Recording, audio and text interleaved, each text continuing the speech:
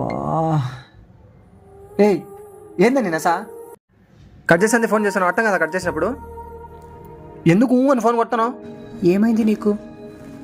ఎందుకు ఇలా మాట్లాడుతున్నావు? ఏదో ఒకటి అయింది ఇంకొకసారి నాకు ఫోన్ చేసి డిస్టర్బ్ చేయకు. అసలు నువ్వు ఎక్కడికి వెళ్ళావు?